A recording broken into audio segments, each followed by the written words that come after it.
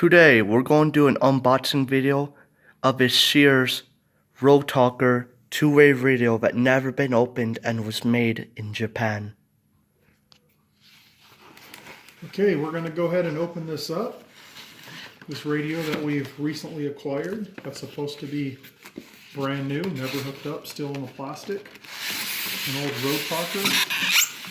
As you can see here, pretty old school. Sears Roebuck and Company. Look at that, Sears Tower. And it's made in Japan.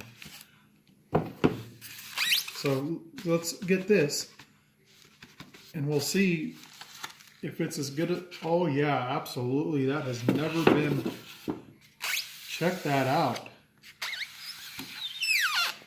I would say that's brand new, sealed. The microphone, all the brackets. Get a picture of the face of that radio. You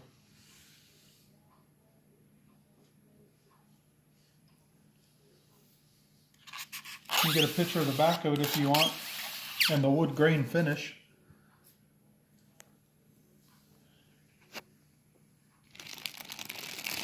All right, well, we're not going to take it out of the plastic because that'll take away from its value. But we did open the box. We turned it over and here's the original manual.